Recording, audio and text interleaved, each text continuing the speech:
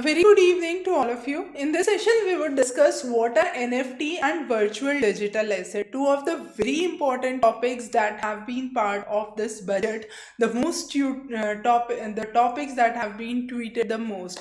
Now, let's first understand first of all what is NFT. NFT is non-fungible token. Now, how do we understand non-fungible token? Any currency in economics is considered as fungible if it can be changed, if it can be exchanged. For example, I have 50 rupees notes, I can have 20 rupees notes, 10 rupees notes, and another 20 rupee note, and that is a exchange value that you derive. But there are certain things whose exchange value cannot be determined. They are one and unique. For example, if I talk about Statue of Liberty, Statue of Liberty, Statue of Unity, Taj Mahal, these are monuments which are just one. Now, these monuments have a unique property. Similarly, the NFTs are the token which is issued for the same unique content in digital world. So when I say Statue of Unity, Statue of Liberty, it is a physical location. You can capture any number of videos, any number of photographs for the same. But if you want to see or visit the unique statue, you would have to go to the given location. It's just one of its kind. Similarly, if that one of its kind exists in the digital world, we call this as NFT or non-fungible token. Now, this non-fungible token is a non-interchangeable token. Now, it is digitally certified, it is digitally signed, and this is a token which is assigned, which makes it sure that despite there could be numerous copies which are available on the internet, this is the one copy which has the ownership. Now, how this NFT is different from blockchain or from cryptocurrencies. NFTs have unique token, and each token is uniquely identifiable, and therefore NFTs differ from the cryptocurrency. Clear? So that is one of the major difference between NFT and cryptocurrency. Now, what is a virtual digital asset? Let's say I own one of the writings of Einstein. Now, though that writing of Einstein, if it is present with me in the physical form, if I say Kohinoor diamond, it is present in the physical form.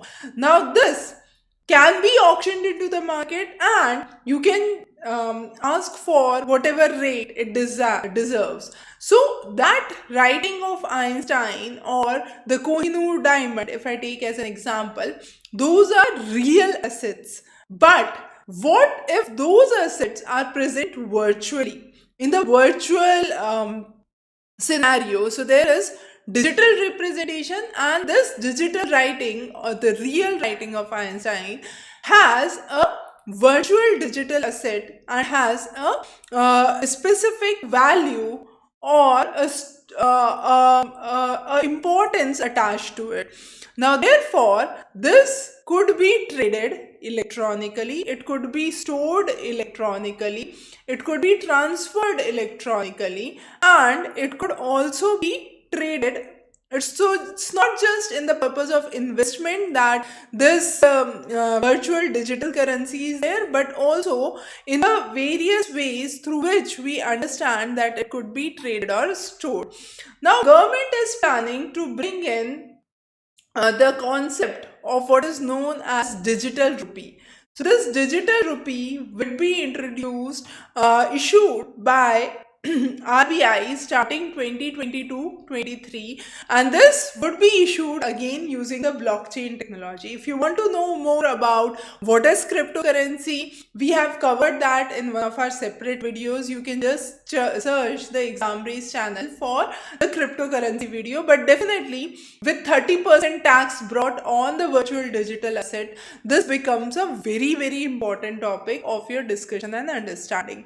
Now, very important thing to note again, NFTs are running on a cryptocurrency, on a cryptocurrency which is similar to the Bitcoin, the Dogecoin, but it is known as Ethereum. So Ethereum is the digital cryptocurrency, and based on Ethereum, it basically is also called as the ETH coin. If you have any questions, you can post those in the comment section. Okay.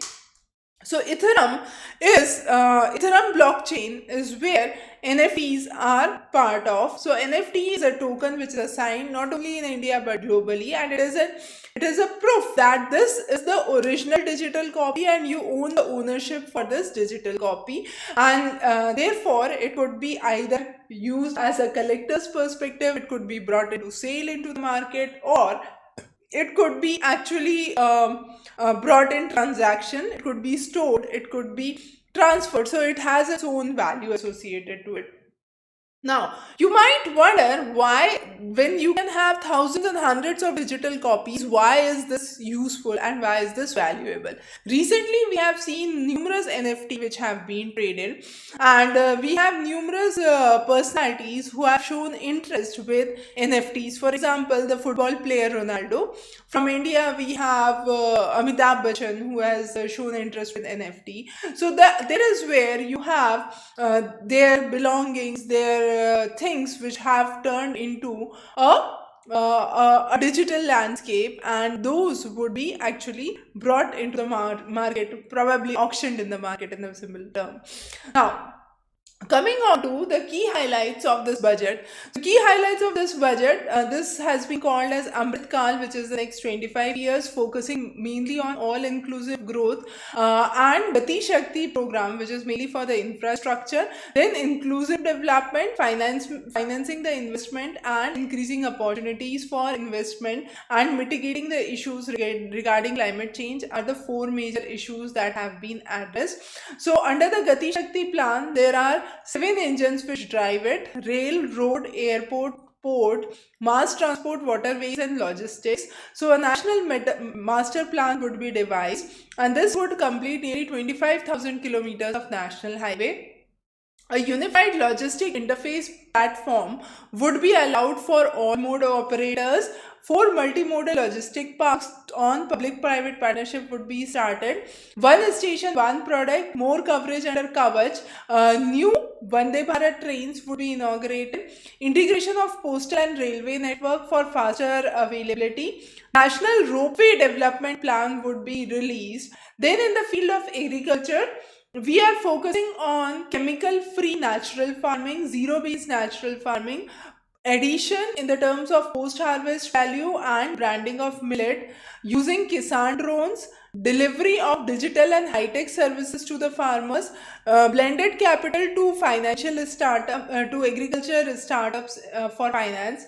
In the terms of education, 1 class, 1 TV channel with nearly 200 TV channels in different regional languages would be brought. Then you would have virtual labs and e-labs. A digital university would be established for providing quality universal education. High quality e-content would be delivered by digital teachers. Desh Stack e-portal, which is digital ecosystem for skilling livelihood for online training, and Drone Shakti for drone as a service would be started. Now for the health, a digital health ecosystem would be rolled out. Telemental health programs would be brought. There would be programs which would be launched in an integrated way. For example, Mission Shakti, Mission Vatsalya, Saksham Anganwadi Poshan 2.0 integrated. Anganwadi upgraded to Saksham Anganwadis. Then we have in welfare schemes where we have Har Ghar Nal Se Jal, connecting pipe to water supply. Awas Yojana, where 80 lakh houses to be completed. Devan scheme, where funds and social development for the northeast would be done. Aspirational blocks for aspirational districts lagging behind.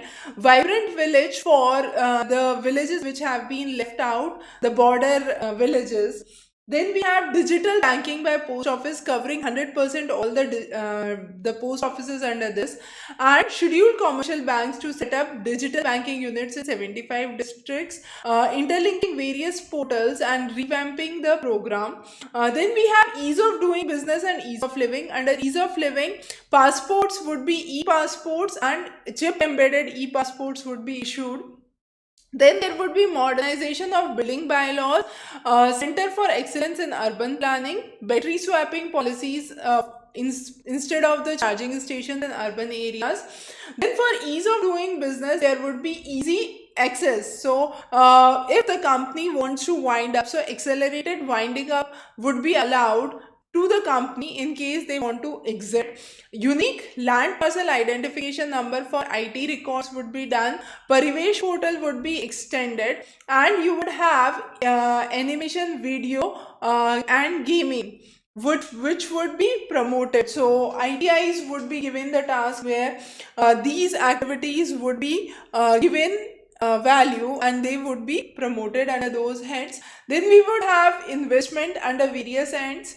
Green bonds would be brought in, blended finance for sunrise sector. Then we would also have various investment opportunities which would be brought under tax. The most important thing is the virtual asset that we have talked, and this would be taxed at 30% bracket. So 30% virtual tax bracket, which is significantly high. And then the more or less the remaining things remain same except for the NPS contribution, increasing the tax deduction limit for the same. Now if we look on to where the rupee comes and goes, most of the rupee comes from income tax, corporation tax, GST collection, and borrowings and liabilities. However, where the money is spent, the money is mostly spent in the share of taxes and duties, centrally sponsored schemes, center sector schemes, interest payments, and then you have defense and finance commission transfers as the major sectors where the rupee actually goes. So where the rupee comes and goes is a very important subsection that you need to know. So those were some of the key highlights. As we said, what are NFTs and virtual digital assets? The key of this budget was very short and crisp. Not much changes which were witnessed, but these two are really important developments and are very probable questions for your next coming examination. We would be covering NFTs and virtual digital assets separately in one of the videos as well. So stay tuned for updates from our side. And in the meanwhile, if you have any questions, any doubts, feel free to connect back to us and we'll be more than happy to resolve your queries. But yes, I hope by this lecture you have understood what is NFT and what is the virtual digital asset and how its value is actually seen in the market.